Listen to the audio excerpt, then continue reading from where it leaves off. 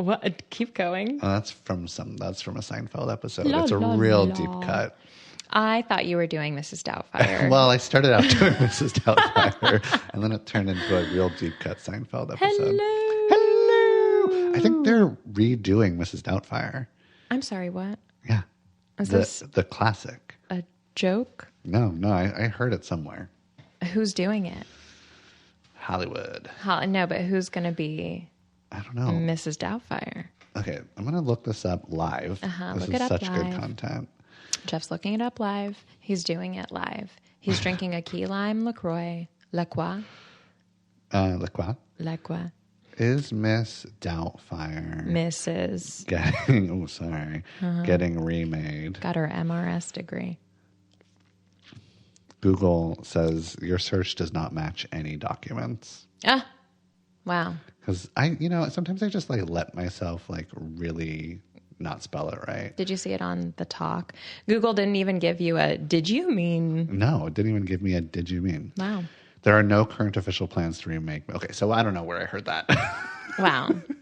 But you heard it here first. This is Jeff's plea. Mm-hmm. Dear Hollywood cabal, please remake Mrs. Doubtfire. I don't want it. I was going to throw it. No, Jeff wants it so bad. You heard it here.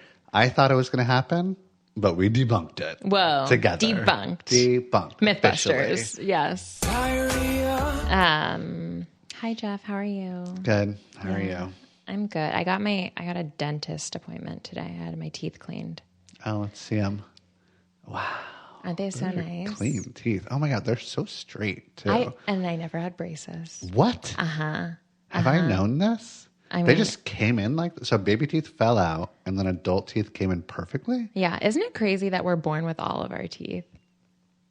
Oh yeah, they're creeping underneath. They're just creeping underneath. Yeah, have you seen? I hate that X-ray. Yeah, I hate that it's pretty upsetting. Yeah. But yeah, and they came in all straight, perfect teeth. I am not flossing enough. I can tell. I got a whole fucking lecture. Because your gums are inflamed. They're a little inflamed. Yeah. Why do they insist on talking to you? Oh, I can't stand that. Does your dentist do the thing where they take the pointy metal tip and put it into all of your gum sockets to measure how much you're not flossing? Yes. I hate that. And then they always just say looks like you're bleeding. Don't stab me. Yeah. What the fuck are you doing? You're supposed to be cleaning my teeth. Yeah. Not stabbing me with a fucking pickaxe in every single one of my gums. And she's like, if it hurts, just let me know. Yeah. And I'm not going to let her know because I would truly be stopping her every 3 seconds. Exactly. Yeah. And then afterwards she was like, you have beautiful teeth, but let me talk to you for 10 minutes about why it's important to floss. And I'm like, shame you. I know. And then she insisted on showing me how to floss. Wow. That is cold. It was insane. I was like, you really don't have to do that. And she's like, well, I already got my gloves on. It was humiliating. But so clean. They're clean. They look great. So clean. Too bad I don't have a humiliation kink. When was your last dental appointment? Do you floss? How often do you floss? Do you have a water pick? Yeah, they're begging me to get a water pick. I like my water pick. I do floss, although not for the last 7 days because I ran out of flossers. Yeah. And I just haven't gone back to the store to get. But I do floss, and it doesn't fucking help. Oh. Or it does help, and my teeth would be falling out of my mouth if I wasn't flossing. Okay. But I'm a pretty good flosser. Yeah. Mm-hmm. Do you do it every night? I do it every morning. You're a morning flosser. Mm-hmm. Okay. And then I brush once. This is good content. I brush when I wake up, and I floss. And then I brush at night, just real quick. And I don't do a good brush at night, but while I'm doing a lazy brush at night, I'm just like, you motherfuckers are lucky you're getting brushed at night in the first place. Yeah. So I'm not going to spend too long here. Sure. I'm tired. Yeah. Baby's got to go to bed. Mm-hmm. Yeah. Baby's got a bedtime. All right. Yeah. Well, that's our tooth content. Tooth update. We've got several banter topics. I'm gonna do mine real quick. I do yours for the rest of the show. No. The people will not like that. Remember last week when I told you about Sandwich Week and how I went to the front of the sandwich line? Yeah. And I said, if I pay for your sandwich, will you add a couple sandwiches on for me? Yes. And she said, no. And I felt horrible. And Yeah. she felt weird, and I walked away. Yada, yada, yada. Last Saturday, it was Pi Day. Oh. 3.14, 314. It was Pi Day. It was Saturday? Saturday was Pi Day. Okay. Which means at Loretta Jean's, the best pie spot in the world, they make 6 or 7 crazy, weird, different pies. Oh. And one of those was a peanut butter and jelly pie, and I was like, I need that in my belly. I love that. It looked so good. There's a tiramisu pie. Describe the peanut butter and jelly pie to me, please. It is... Slowly. Well, I will say it was disappointing. Oh. Yeah. Wow. Because it was impressive in that it tasted exactly like a peanut butter and jelly sandwich, and I didn't want that. I wanted a pie that kind of resembled peanut butter and jelly. But this was like eating a literal peanut butter and jelly sandwich. It was like a little more sugary. Okay. So I didn't really like that pie. You wanted it to resemble a PB&J. And just be mostly pea. Okay, with a little bit of J. Okay, got it. Yeah. I'm sorry, it was a disappointing experience. And then I got the tiramisu pie. Also not that great. What the fuck? I know. I saw a huge line on Friday before Yeah, Pi Day. I went on Saturday. Okay. At like 9 in the morning. They opened at 9 in the morning. And there was a crazy long, up the block, down the block, another block. Up your butt, blocks. around the corner. Yeah. Yeah. That's exactly where fudge is made. And I was like, no fucking way. This is crazy. And then I went towards the front of the line. I said, hey, how long have you all been waiting? And they're like, 2.5 hours. And Jesus. I was like, 2.5 hours for pie? No. Is it that big of a fucking deal? So I was like, okay, I'm going to try my thing again.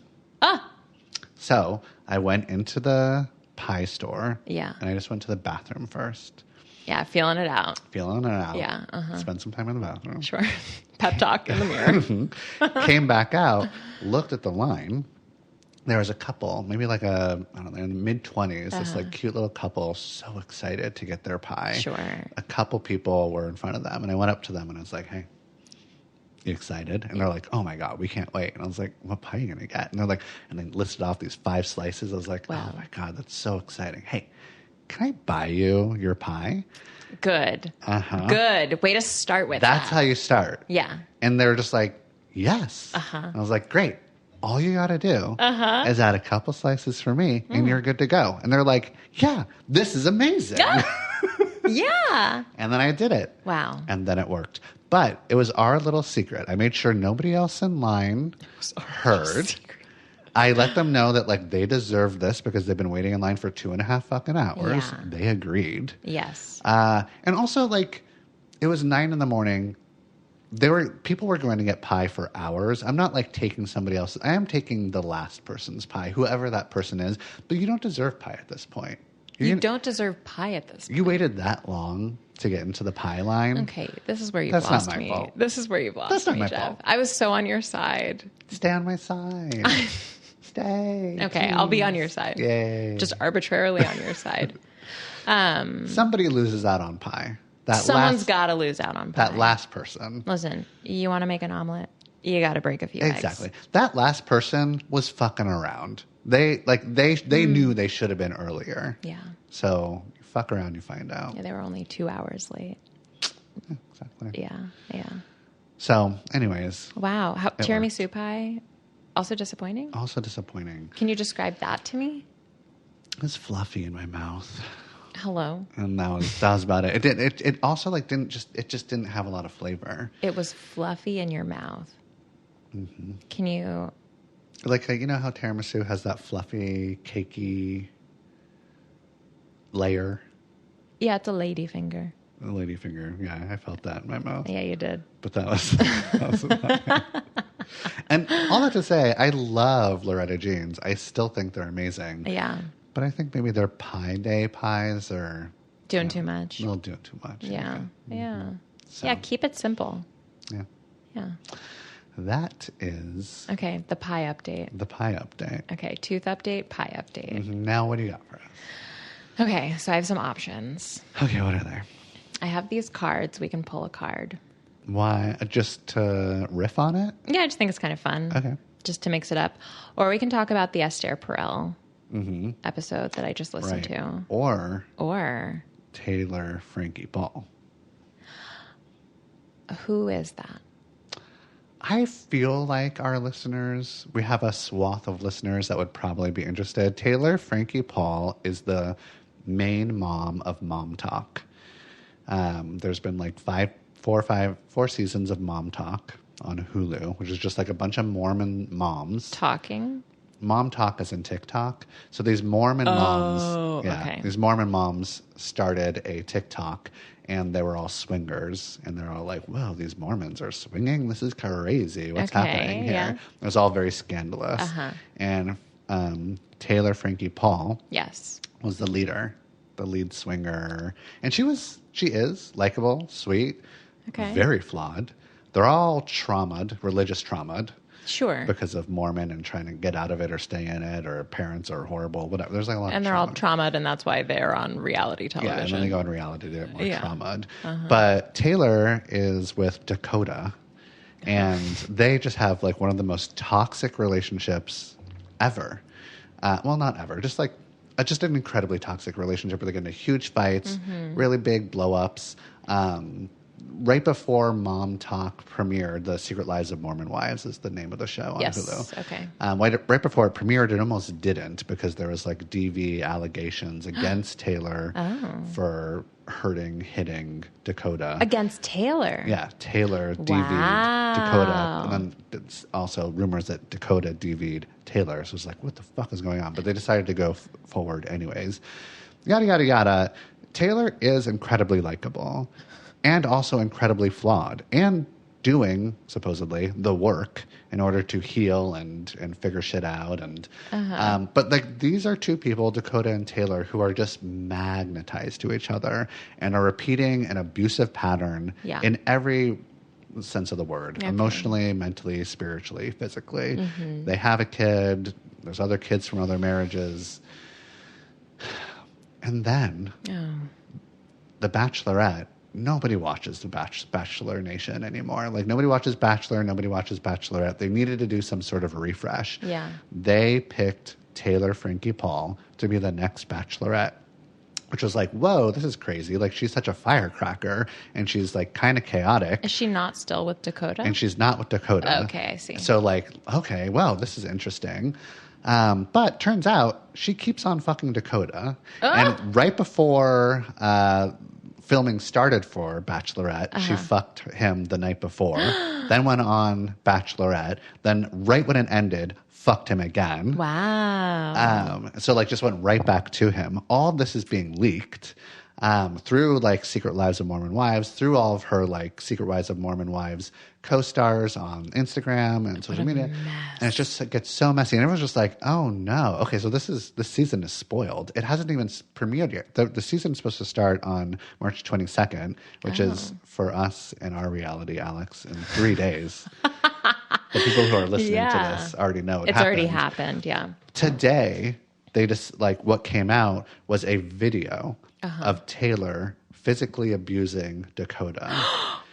So Dakota like filmed this. This was from 2023, and he put it out on the internet, and it was her just wasted, throwing like metal stools at him. Jesus. And one like bounced off of him and hit their 5-year-old daughter in her head that was on the couch. And it's just like, oh, this is fucking disturbing. Oh, yeah, and you're about to get fucking arrested. Yeah, and she looks like a monster, and she looks out of control. And Dakota looks like he's trying to be, like, talking sense into her. But it's just like, oh, you probably provoked her. But, of course, that's not on his video.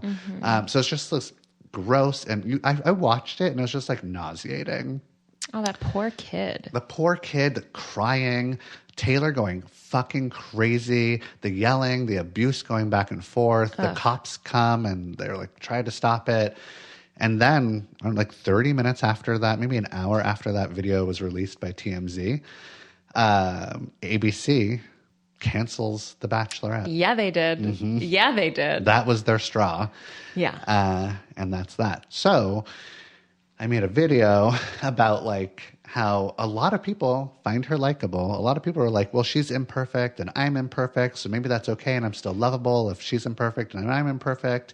But then we see this horrible, scary side of her, and you have a lot of complicated feelings of like Yeah. being mad at her, but feeling grief and feeling shame that you still are rooting for her, maybe. I don't know. Yeah.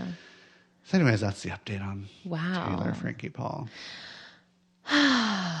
Yeah, I mean, just a lot of nuance there, right? Like people can be charming and likable and we can root for them, and also deeply flawed, and also like needing serious interventions. And the, Secret Lives of Mormon Wives and Bachelorette, like Taylor should have never been a reality star. They should have never probably shown the first season of Mormon Wives. And she's been getting exploited. Why shouldn't whole they time. have shown first season of more? I'd never watched any of them. Because they got enough information to be like, oh, Taylor is not doing well. And she's like abusing her partners. And that was in the first season. That was the very first episode. Oh, shit. Yeah. Yeah, I would say that, reality television producers don't have a great track record and, making ethical decisions on behalf of the people they're exploiting. So it's interesting to find where the line is. Yeah. They found out where it's now, like the whole season is canceled, and Wow. I don't know. I don't feel bad that ABC is maybe losing money, but there's probably other people that worked on the show that are losing out. What network was Mormon Wives Mormon Wives on? Hulu, which is owned by Disney, which also owns ABC. So it's all Disney. Interesting. Yeah, I would have theorized that the line for ABC would be like very different than, I don't know, I imagine it was like TLC or Bravo, where it's like, sure. they'll show that shit, no problem. Yeah. Yeah. Oh, well, interesting. Taylor Frankie Paul. 3 first names. Yeah. Is she related to Logan and Jake Paul? No, but they're scummy in a totally different way. Did you watch their show at all? They're like YouTube stuff? No, they had one season of a show. It was called American Paul. No. I Did think. you? Why? I don't know. What? I hate them. I Yeah. really don't like them. Diarrhea. Yeah, they're diarrhea people. And I think I was like having a moment of, I want to better understand mine enemy. Like I want to, when I am like afraid or confused or disgusted by something, I want to move towards it and really like understand it, And I watched the whole fucking season. It was not good. I'm not like, I mean, I guess there is some like, oh, interesting. Maybe I'm looking at you in a slightly different light, but like, not like in really. a more nuanced light? Slightly more nuanced. Yeah. I still don't like them. Their choices are still repulsive to me. Their opinions are still repulsive to me. It's the same reason I watched the Louis Theroux, Manosphere thing. How did you feel about the whole thing? Dude, it was bleak. Did you watch it? I did. Yeah. What did you think? Yeah, gross. Yeah. Pretty gross. Gross. Yeah. I mean, yeah, the men are it just seems so obvious that they're like deeply, deeply insecure. Yes. Yeah. And Louis is kind of like, bumping up against that and asking sort of direct questions sometimes and challenging them. And then they have to get even bigger and puff out their chest and make stupid content about it. Yeah. It's like, it feels, I mean, I don't have empathy for them, but I feel like, wow, to be stuck in such a one-dimensional, empty, hollow, insecure place. They must be so dead inside, sad inside. Like, yeah, really. I mean, all of the people that he was featuring have like big trauma histories. no dads. No fathers, no positive male role model. Yeah, a lot of like instability. I think all of them had like what? No, maybe not all of them. I don't want to make big sweeping generalizations about them. Yeah, really fucking sad, really fucking insecure. And it was interesting watching like the points like that these people are making, that these influencers are making, where it's like, yeah, you know, you're not going to be successful working a 9-to-5 job. Like that's not going to make you happy. And the system is setting you up for failure. And I'm like, okay, like kind of crossing my arms and like watching it like, all right, okay, I'm kind of like, I'm not on board with these points. Everything's like kind of made up. It's like we're in this matrix, right? And I'm like, okay. And then they're like, and you know, you have to just like make yourself. You're making yourself here, and it's like, okay, sure. And they're like, but it's all women's fault. Yeah. And it's like not patriarchy, not capitalism. Also, so deeply sad when there's like 2 guys in Florida. One of them was like homeless in his car. Right.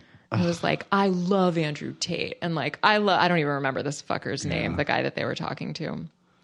But I love these guys. They're like my heroes. And, you know, they showed me that like, I'm worthless. And he just like brushes over that part. How it's like, yeah, I'm born and I don't have any value. And it's just like, whoa, like this is like first of all, this is what you believe. And second of all, you're thanking this guy for convincing you that you were born without value. Like, what are we doing here? It's such a bitch victim mentality. Bitch victim mentality. Like, not to do that. Yeah. I do have compassion. I was listening to another podcast today. I think it's called Nuance, something about Nuance. It's 2 therapists host it. And they were talking about working with men. And I was like, oh, this is good for me to listen to. But Yeah. I mean, the thing is that like those podcasts, those Telegram groups, that whole Manosphere offers a huge community. You're tapped into community instantly. You know, I'm like, oh, these guys need to go to therapy. But therapy is just one-on-one. It doesn't fucking offer community. It doesn't offer barely a community, though. No. I mean, according to you, but not according to them. That's like the most community those guys have ever had. You get to troll and have somebody be like, good one. You know? Yeah. Oh, God, it's so They all gross. run in little packs on the street together. Ew. Yeah, it's disgusting. I don't like it. It's not community. It's a type of community. It's a bad community. It's a bad community. Yeah. But when you, like, all those guys have been rejected, you know, humiliated, laughed at, and then you find a community that doesn't, and actually, like, says all the women who have humiliated you or rejected you, they're the fucking problem. Yeah, I can get behind that. It makes total sense. It does make sense, except that this community does laugh at you and does bully you. Well, that's the thing, is that you have to now perform this very specific type of masculinity for the rest of your life. Yeah, never show your feelings, never have feelings. No, you can't be vulnerable. You have to, like, experience your bad feelings in private, inward, never say them. You can't even, like, have some hot, like, wifey on your arm that you can tell your vulnerable feelings to. No. Like, she would, what do they call it? You'd be framed out. You'd be out framed. You'd be frame mogged. Something bad would happen. What the fuck are you talking about? Yeah, I go deep down the rabbit hole sometimes. Frame mogged? And I don't completely get the lingo, but I get it just enough to sound like an idiot. Okay. Yeah, you get, like, frame mogged. Pushed out. Pushed out. That's what it means. Yeah. Like, your girl wouldn't respect you if you told them about your actual feelings. So you have to, like, really just, I don't know, be avoidant or ignorant to your feeling, or just be just one-dimensional. Mush it down. It's such a bummer. Yeah. It's such a bummer. So, anyways, we have bantered a little too long. Oh, God. And you thought we didn't have enough to banter I know. about. We could keep going. But we're going to answer some cues. Some cues. We're going to P's and Q's. What are Q sayings? What are Q sayings? Yeah. Mind your P's and Q's. Oh, what are P's? What do P's and Q's stand for in that saying? Mind your P's and Q's. I keep have saying no it idea. Mind your P's and Q's. Are you ready? Yeah. Here we go. Ooh. Hey, Jeff and Alex. Long-time listener, second-time caller. Hey. If you heard my first call in, no, you didn't. Don't worry about it. It's old news. Although, for the absolute fastest context, since it's a little relevant, I was talking about how to know if I was ready to marry my girlfriend as a 23-year-old. Yeah. As we went from high school sweethearts to college to living together for 2 years and having a cat. Well, we broke up 2 weeks ago. Quite dramatically. My problem is, though, I feel sort of great. And I don't really know how to trust myself. Maybe this is the most toxic man thing I could say. But throughout our relationship, she always said I was the primary problem. And I really took that to heart for years. I went and I got diagnosed with ADHD. I did therapy and I got medicated. And that work was rough. But as I did it, I kind of came to the conclusion that I'm not a toxic person. And honestly, she isn't a toxic person. As much as I held resentment for her and how, I thought of certain things. Nuance. But we did have a toxic dynamic together, and I thought we would really benefit from couples counseling. She didn't super agree, and that never really happened. And a year after that, we broke up. Terrible circumstances. I moved out during a blizzard. Oof. But I moved back in with my mom, and ever since then, I've sort of min-maxed processing my breakup. I mean, I've been earnestly meditating.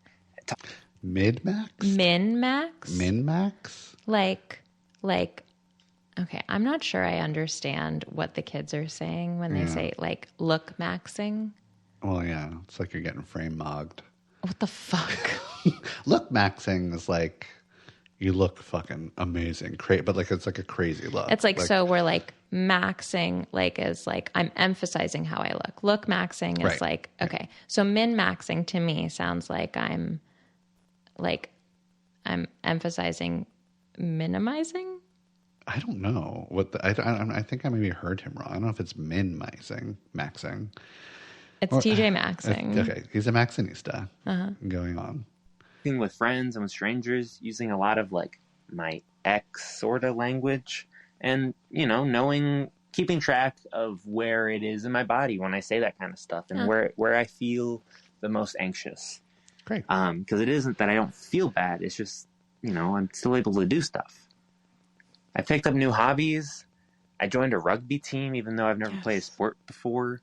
Oh, wow. I started drawing, even though I'm bad at it. And I'm just taking a shot making music when it feels good. Everyone keeps asking me how I'm doing. And it's not even that I feel guilty for feeling good, but I don't know. Just maybe I don't really know what else there is to process. She was my best and closest friend, but aside from having a person, the only thing I've really noticed is having more time and more money to spend on myself. Amazing. And getting to be more open and honest with my friends. Oh, great. So, I don't know. I don't really know how to keep track of how I'm doing. I feel like this should feel harder. This should hit harder, but honestly, I'm enjoying my life. Should hit harder. Any wisdom to share? Peace out from maybe an a-hole. Oh. What's his problem? I think he's bragging. I don't think he's bragging. No. I think that he maybe, what I'm hearing is there's a little bit of, should I be feeling more bummed about this? Should I be struggling a bit more? Maybe I think I should feel guilty for doing so well, but I'm doing well. And it's not that it's not hard sometimes, but I'm able to meditate, feel where things are happening in my body, keep up my therapy practices, engage with my friend. You're taking care of yourself. This is post-breakup glow up. And I love this. Okay. I think this is, I'm not hearing him say that he wasn't sad about this. He's done the work. He was in therapy. This guy's great. Okay. What a little cutie. Oh, he sounds adorable. Right? What an eligible, healthy bachelor. Yeah. Am I not hearing something? Well, this is what I'm picking up, and I don't give me feedback on this. It kind of feels like the overall question of this question is, hey, Jeff and Alex, tell me how I should be feeling. Great. And you know who was telling him how he was feeling for a long time? Oh, his ex. His ex. Yeah. And so now he's like making us do that. That's a really, you're being such a good therapist today. Right? So I don't want to tell him what to feel. I don't want to give him permission to feel a certain thing. I don't want him to be looking to us or anybody else to validate what his emotional experience is. Interesting. I want him to just keep on looking inside and maybe not question it. Yeah. And go with it. Yeah. Yeah. Well. So that's that. That's that, I guess. Were you picking up? I don't know. That's what I was feeling. I mean, yeah, you're not going to call into a podcast being like, hey, I went through a breakup and I feel fine. Mm-hmm. Is that okay? Mm-hmm. You know, unless you're having some questions about it. Right. Unless you're low-key bragging about how well you're doing. Okay, that is a theory. Right. Maybe his like, oh, my fucking girlfriend's listening. My he found out about this podcast from his ex. Okay, that's some next level shit. His ex is listening. And honestly, in that case... if you're going to use us... good work. Yeah, bravo. Work. Yeah. Brava. Yeah. But, yeah, I think that you could be picking up on that. Like, I don't really know how to feel. My ex was telling me how to feel and then made me go to therapy to figure out how I'm feeling. And then the therapist said, this is how you feel, and now you're diagnosed with this. And there's probably something pretty satisfying about that. Totally. Absolutely. Yeah. Also, yeah, absolutely. And then, yeah, you wanted to go to couples therapy, and she was like, no, I'm good. Which is her right to do. But telling. I hear that I hear pressure for there to be something that you're not experiencing, and you're questioning if that's okay. You tell us. You tell us. Yeah, and I wonder, I don't know, what happened in his childhood? What happened in his childhood? For what? Was there something happening in his childhood where he always had to look outside of himself? I feel like ADHD will make you do that. Sure. Yeah. That could be. I can't remember the exact number. It's some like little, factoid I heard a million years ago about ADHD, but it's if you meet criteria for ADHD, then throughout your life, you will have heard like 20,000 more points of negative feedback in your life or something. Yeah. I mean, that's just a constant negative reinforcement, or a lot of like, if only you would try harder, if only you could like live up to your potential. That kind of makes you feel like a fuck up and a failure, and like you can't trust yourself. So yeah, maybe there's that. Could be that. Could be something else. Can blame the parents, but I'm not gonna today. No. God, I gotta. Wow. Yeah, I know. I gotta. Are you okay? No. I got a message through our podcast, through like the messaging email form from a parent. Oh, let me see. I think I like saved it for me to just think about and to possibly. So somebody said, I don't think this is exactly a question to be answered, but here goes. Can we please acknowledge that parents can be doing their best and really love you and still hurt you and be at times abusive? I've had to have some really hard conversations with my grown kids because I hurt them despite my best intentions and efforts. I've had to acknowledge the harm I did due to my own trauma and the horrific situation we were in, but still abuse. And that an apology doesn't fix it. The conversation is ongoing and it didn't do any magic fixes, but it makes a difference in terms of their healing. I haven't met anyone else who's done this, but I think that as long as we pretend there's this dichotomy of good/bad parent, it demotivates parents to go there. To admit that you messed up is to be bad. And when you know you tried your damnedest and did so much that was good, how do you go there?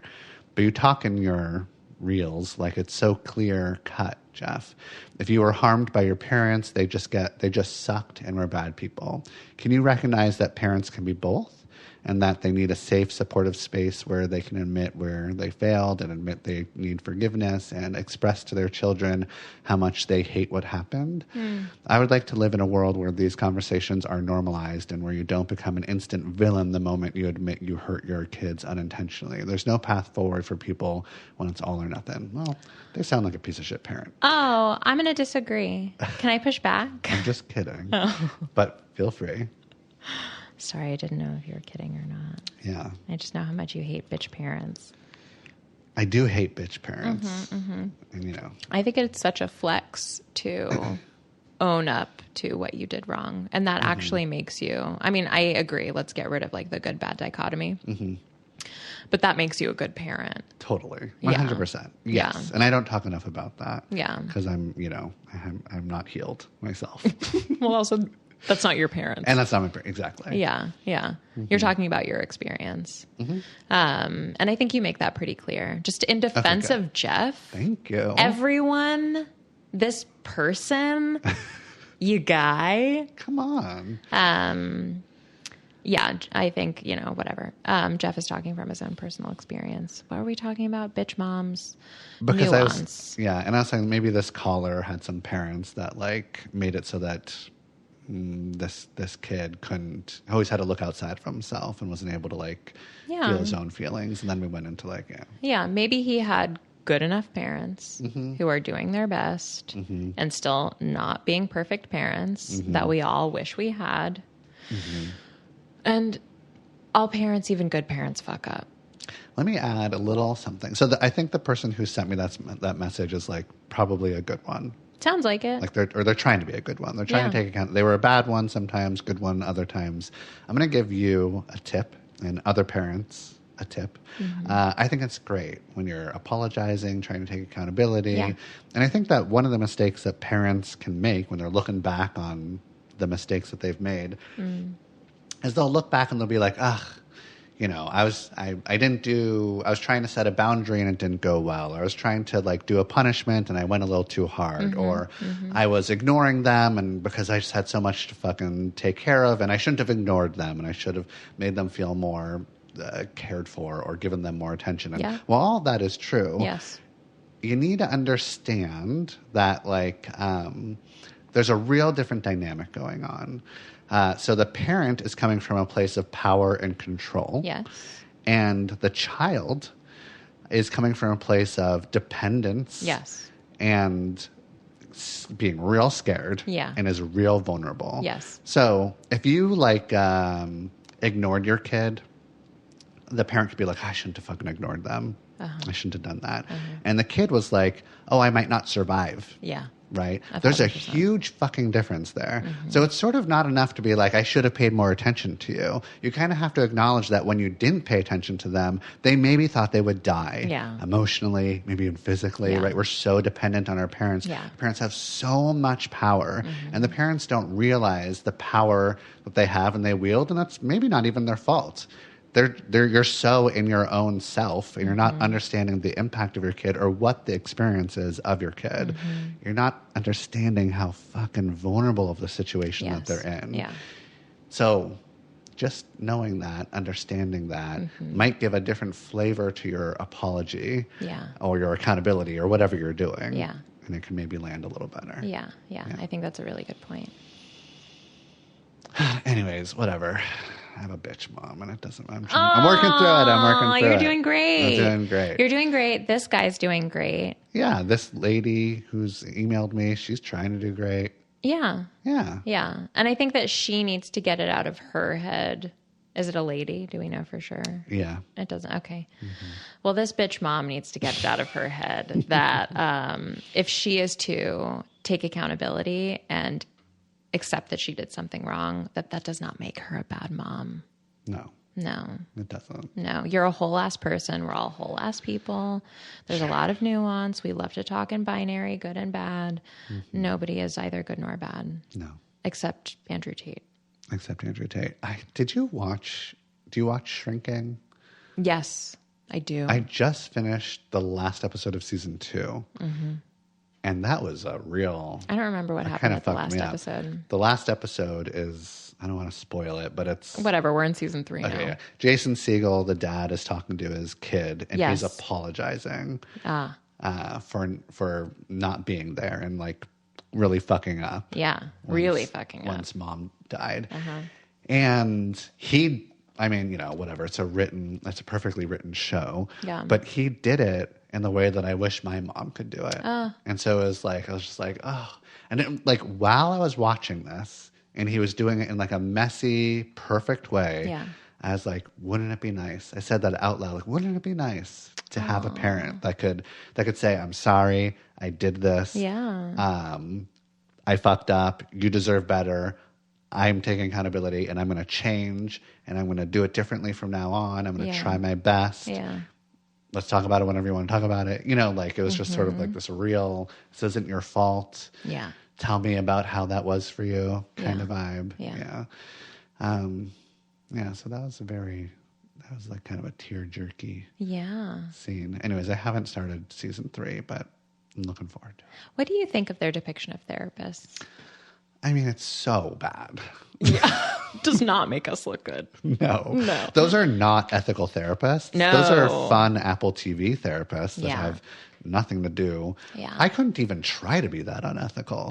That's way too much energy. That's They're a lot. Hanging out with clients outside of the room. Yeah. And taking them into their, you know, their fucking it's a lot of boundary place. crossing. Like, absolutely not. Yeah, it's so much. I had somebody the other day tell me how much they appreciate like that depiction of therapy and it really normalizing therapy. And I was like sincerely worried. Yeah. I was just like, I hope you don't think that that's like, yes, they touch on some interesting concepts and I like that it's normalizing like some pretty basic introspection. Mm-hmm.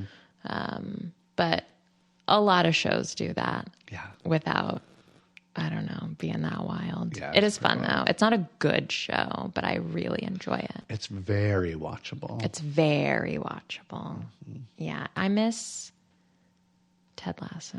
It's coming back. Yeah, but it's not going to be like it was. Why not? Because it was so good. It wasn't that good. I really liked it. I know you did. It was such a salve. I don't know why it won't be just as good. I don't know. Let's do the next question. Okay, next question. Okay. Hi there, Jeff and Alex. This is Boomer. Hello. You helped me with a question a couple of months ago, and I've got another one for you now. So here I am. I'm 62. I'm on the dating apps. Doesn't she sound like that meme that we had a little while ago? The holiday vacation. How did it go? The AI voice?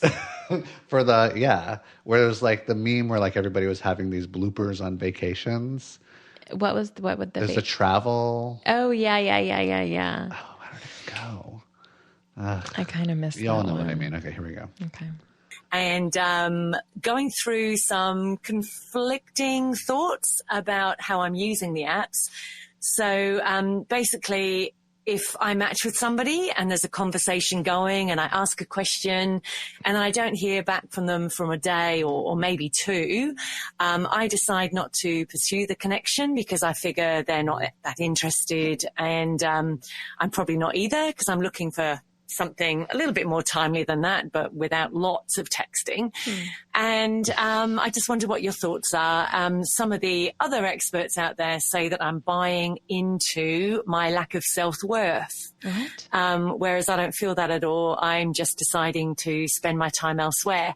Anyway, your thoughts would be much appreciated. Thank you for all your work. Your book, Big Dating Energy, is amazing. Thank you so much for that, Jeff. And sending love from Australia. I love her. I love her too. What was she asking? So she is on the apps. 62 on the apps. Love Get it, girl. Get it. Mm-hmm. She is messaging people, and if she doesn't get a message back in like 1 or 2 days, then she moves on. She wants someone. She wants someone who is like invested and Yeah, kind of just like responding in a timely fashion because it makes her feel like they're interested. Mm-hmm. You know? And is she the problem?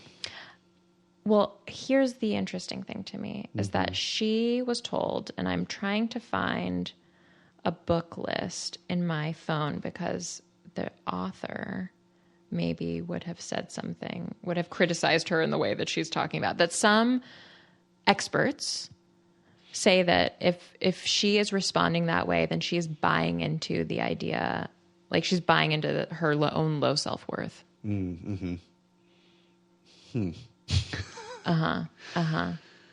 If she believes that, if she believes what? If she gets rid of them so quickly, then she's buying into her own low self-worth because she's so protective of herself.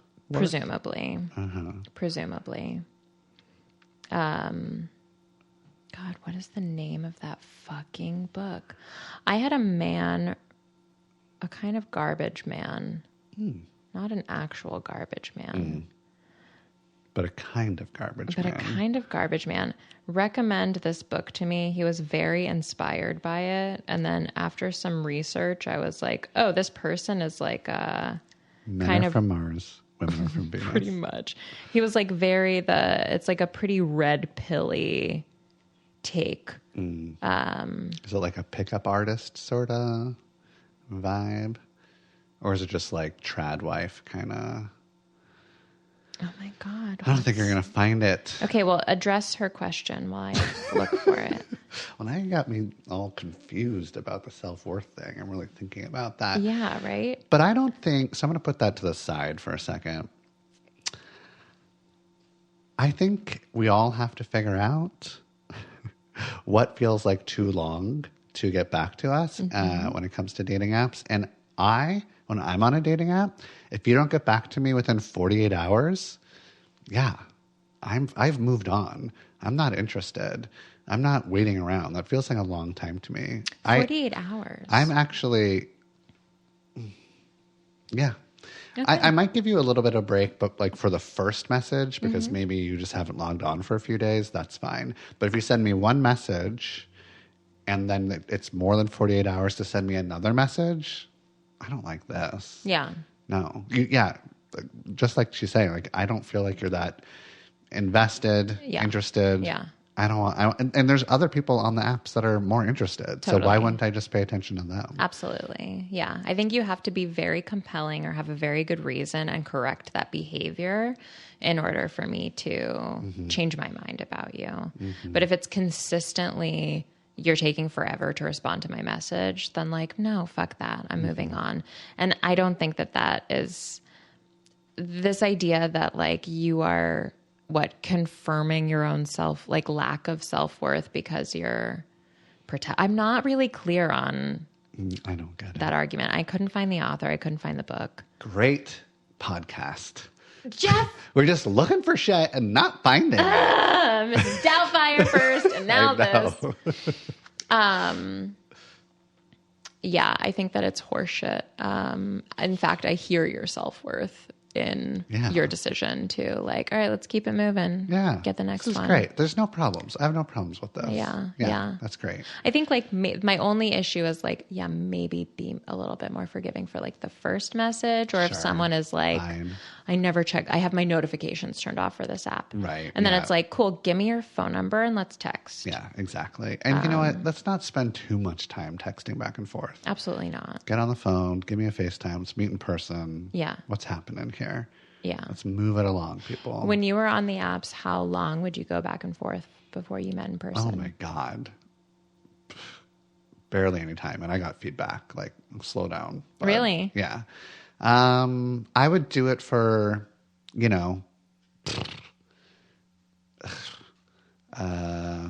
like a half hour. Yeah. Or something. Yeah. Yeah. And then we're like, okay, let's go to whatever next level is next. Cause I don't want to just text back and forth. What was your slow down feedback? Like that's too eager? The slow down feedback. I mean, I did a lot of like dating during like pandemic days. So that was a whole thing. Yeah, different vibe, different energy. So it wasn't me being like, let's meet up in person because, I don't know, pandemic, I might die. It was more like, let's hop on the phone. Let's do a FaceTime. Yeah. Yeah, like I would ask for that sooner than maybe they were prepared for. And they're like, let's hang out here a little longer. Well, okay, fine. I'm kind of like, fuck that. Fuck it. I think that, first of all, people are too... Kids these days. Oh my God. Are so afraid of the fucking phone. Ugh. Hop on a call, have a fucking chat, deal with, like, what the fuck is this? I'm so offended that people are offended that someone would call them. Like, just be a human with another human. Please. Yeah, I would go, as soon as I find out there's connection or banter, I'm like, let's make a date. Sure. And also, like, I can't trust that banter because there's a lot of people know how to text well, but then like the in-person or on the phone or FaceTime, whatever, it's all weird and wonky. And so different. I need that info. Plus, I want to hear what your voice sounds like. Maybe I want to do a FaceTime so I can get an impression before I like commit to a whole ass evening. Or even voice notes. I love a voice note. That gives a lot of data. I love a voice note. You do love a voice note. When I would lead with voice notes, when I was doing app dating, people would be it was very polarizing. Yeah. People would be on board, but most of them would be like people would just drop off. They'd be like, oh, I don't do that. Or like, that's a little cringe. And it's like, oh, well then get the fuck out of my face. Get the fuck out of here. And those are probably like shallow manosphere. Exactly. Like non-community people. You're weeding them out. Yeah, you got to do it. Great. Yeah, you have no problems. You're perfect and we love you. Do you want one more cue? Do we have time? We've got 10 minutes. A P, a Q, a problem, and a question. Hey, that's what it probably stands for. Oh my God. I got your P's and Q's right here. And this is it. Hi, Jeff and Alex. Hi. I have a question about mismatched desires, or I guess mismatched libidos in relationships. Break up.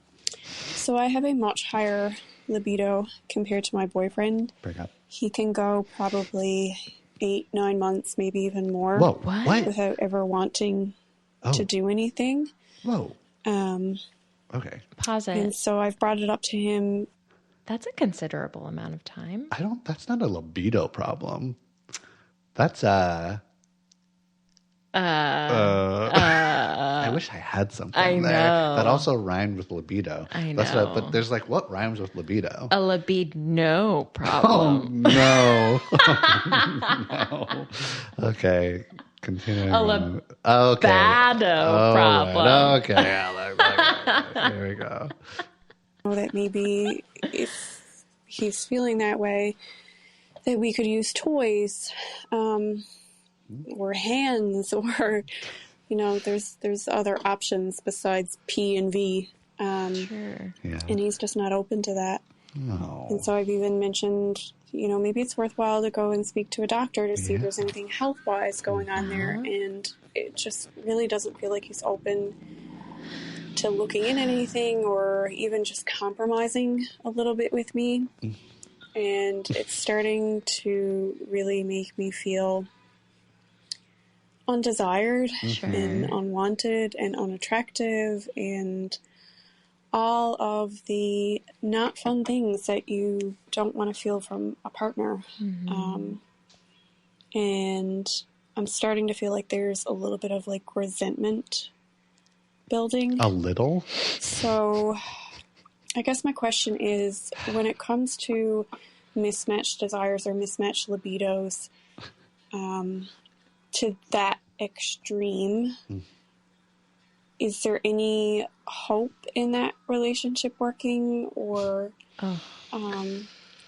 trying? I mean, is there any other options to try when it comes to mismatched libidos besides opening up on a relationship, which we wouldn't be comfortable doing? I just really feel lost, and some advice would be much appreciated. Thanks. Oh. I'm sorry, Mama. Yeah. That's what I think. Pizza. Hated it. Truly hated it. Okay, first of all, we love you and we're sorry. Why don't you cry about it? And why don't you cry about it? Okay, that's it. I'm sorry. I'm taking this seriously. Are you? Mm-hmm. Well, act like it, Jeff. Okay. I'm doing it. Okay. Here's why... I'm a man! Okay, sorry. Now I'm taking it serious. Here's why I think this relationship is not going to work. Okay, let's hear it. Straight talk. Yeah. It's not even a libido question. No. He's not even open question. No. It's like he's not even willing to compromise. He's not willing to do anything about it. No hand stuff, no toy stuff. No, go to the doctor. Stuff. No, just like try anything. Come on, man. I mean, seriously. Yeah, that's what she said. Come on, you know? man. That's why. Hello! There she is.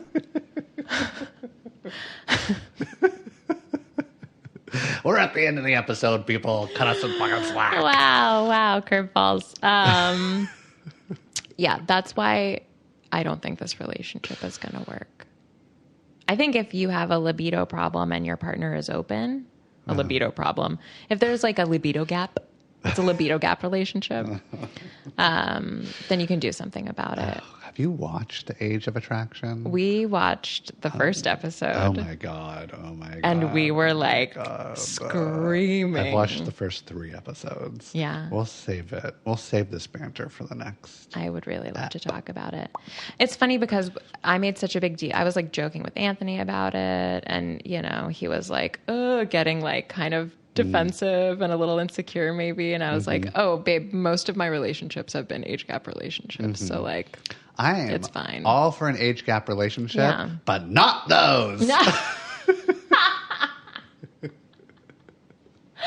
Why not those? Because when you're 60 and 27, it hits differently. It does hit different. It just hits It does hit different. Yeah. Anyways, well, that's a little teaser for next time. For next time. I support everything Alex is saying. This relationship is stupid. Get out of it. It's not. I mean, maybe we can like, if I'm gonna try to give like some sort of benefit of the doubt, it's gonna be like maybe he's just 100% responsive desire. And you have to figure out how to make him more responsive, but that's so much work on your. But that's presuming that she's not initiating or trying anything. And I have no idea. We need even more context. But this isn't 8-9 months. I feel like I'm channeling Dan Savage, and Dan Savage would say, "Dump the motherfucker already." Yeah. Like there's nothing. Yeah, this is not. You're not close enough to compromise on anything. No, there has to be a little bit of openness. No. Like I said, the biggest gap I would have is like if you want to do it once a day and I want to do it twice a day. Crazy. Maybe there's something we can do. I know. We can at least do it once and then you watch me masturbate. It's really something. But that's a tough compromise for you. That's it. It is a tough compromise. Yeah. I need to tell you exactly the look on your face that you're going to make when you're looking at me. Sure. Because it can't be. I'm not like into being humiliated, but like a little. You know, so there's a lot of like work that we have to do. Jeff needs a lot of negotiation. Yeah. It's an ongoing process. Break up. But we love you. We love you. And you can call that first caller we had. I don't even remember the first The caller. guy. Oh yeah. He was like, he's ready to go. Yeah. Yeah. He's doing the work. I bet he's open to it. Oh, he'd go to the doctor. Of course he would. Yeah. Mm-hmm. All right. Well, we solved your problems. We solved your P's with our Q's. We solved your Q's with our P's. P's and Q's. We solved your P's and we answered your Q's. And answered your Q's. There we go. And we also love you. And you should go to therapyjeff.com/podcast to send us your little questions. Send us your P's. Send us your Q's. Give us a 5-star review if you like us. Yeah, you all did like such an amazing job for a while giving us our 5-star reviews on Spotify, and then you just sort of stopped. It's because we were incentivizing them. Well, if you leave us a 5-star review, we'll give you some stuff. Yeah, if you give us a 5-star review, then we will update the thumbnail for the pod. Cover. Yeah, yes. I keep calling it a thumbnail. Yeah. You love calling it a thumbnail. All my language is so dated. Hold up. Alrighty then. What are you hungry for? Ooh, we get to eat. Yeah. I don't Okay. know. Think about it. Well, we're going to figure it out. Love you guys. Bye. Bye. Problems. Okay. We've identified my problems. Now it's time to get to work. Patience, communication. What did he say again? We're only human. It's normal to have problems to work through. We're all learning together. Hopefully this podcast makes it better.